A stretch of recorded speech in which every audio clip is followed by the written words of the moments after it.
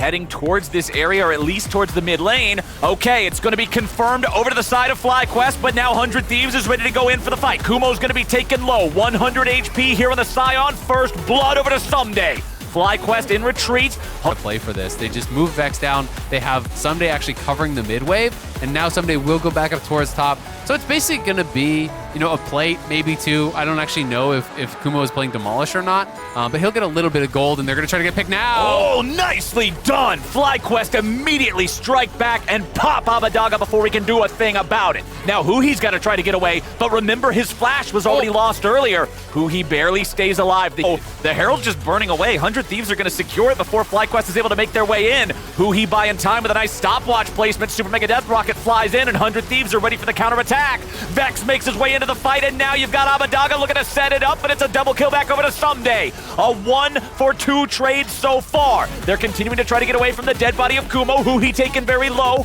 Johnson's still alive. Takoi still alive, half HP. Closer also down to a couple hundred. Ssumday is the raid boss here in these fights. He is the difference maker. Individual impact here in these fights. And 100 Thieves are trying to wait for Abbedagge's ultimate. It's almost up here, and now it is coming up. He can look for an engage over the wall if he wants, but they've already killed Huhi. Jose Diodo taking a killing spree on that one. Huhi just gets caught by the Scion ultimate, and now Ssumday has to flash away. Even with his World Ender active, he cannot fight back against this FlyQuest squad that found... Now Abbedagge swinging a miss there. Takoi able to dodge out on that ultimate, so you could look for the fight here potentially. 100 Thieves are just going to try to burn it down, and Takoi gets caught out. Now he's got to try to get away with his own ulti. Nicely done. They're going back in for Abbedagge, but instead he ends up throwing away his own life. FlyQuest are trying to contest the Drake, but the rockets flying out from FBI means it's going to be soul point for 100 Thieves.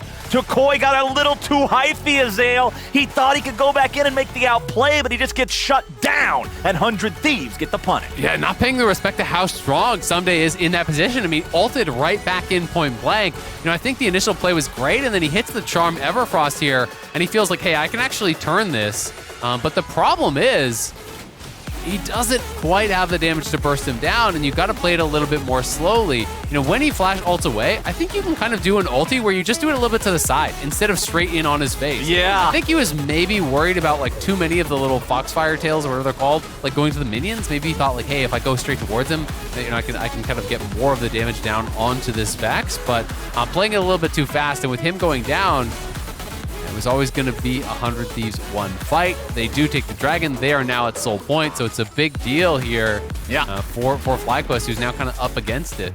And we don't have a super high kill game this time around. 7 kills in 23 minutes is on the lower end, but we also don't have a high gold difference between the teams. They're still pretty close in most respects, and I think that makes the soul thing that much more important, because that could be the thing that really breaks this game open and gives 100 Thieves that big power edge. Absolutely. I mean, I think it's very difficult to win against Ocean Soul. A lot of people talk about the Hex deck one. You know, it is obviously really, really powerful, but I think Ocean Soul still remains, you know, one of the premier souls to grab.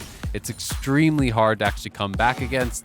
It allows you to play around Baron so effectively as well, because you're never worried about actually losing health from tanking it. You're just constantly full health, hitting this Baron, starting it up over and over and over. And any fight that isn't ended instantly, you get massive value out of the Ocean Soul.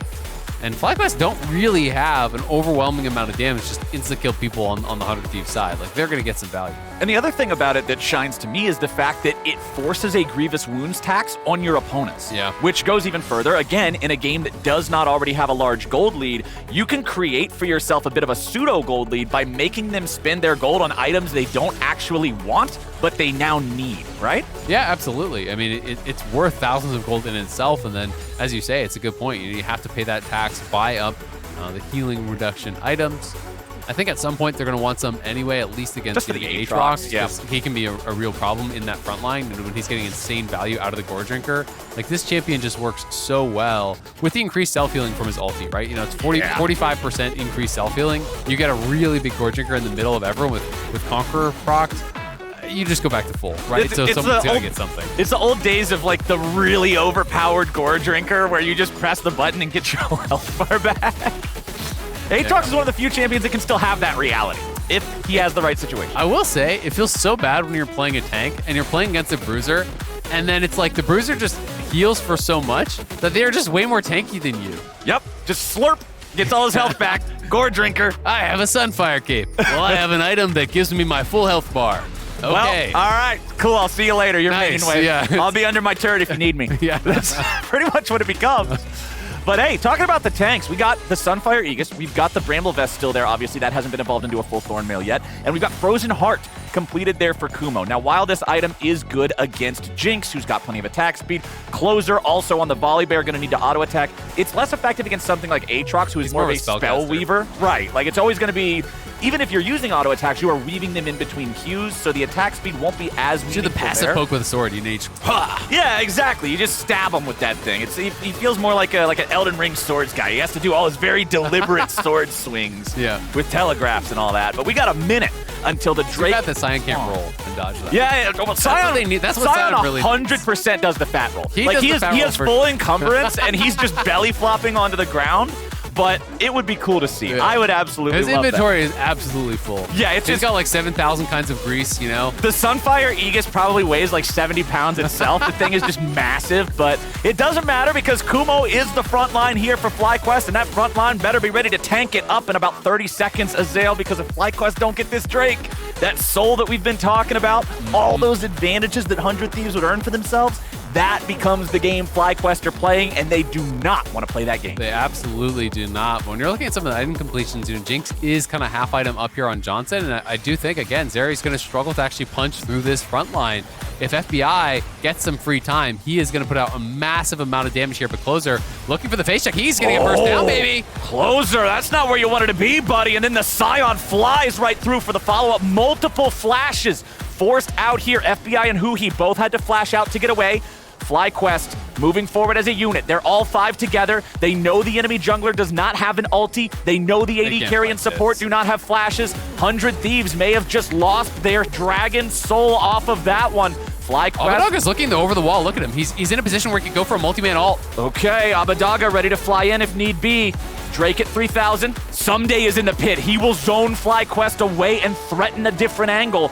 Closer's still here. Smite ready for both of our junglers. Solar Flare goes out after a move. Finds his fence line only under the crab, and there they go! Tokoi is already down, and FlyQuest will find themselves cut to pieces. Ssumday deals with multiple players on FlyQuest. He picks up one. Here comes another. Shutdown credit goes over to FBI for at least being able to take down Johnson and steal that one away from Ssumday. Joseyoto wants to fight back a little bit, but fight back he will not. Shut down for Abbedagge, and 100 Thieves gets 4 for nothing. It's a clean ace here for 100 Thieves. They get Soul, they get Baron. The team fight positioning was so good for them, even though we saw FlyQuest forcing out those flashes early. The Vex over the wall ults in, gets that multi-man fear that he was looking for, timed very well with the Huhi engage, and then even able to use the reset to get away from the carries, to go over onto the Scion to bring himself to safety there.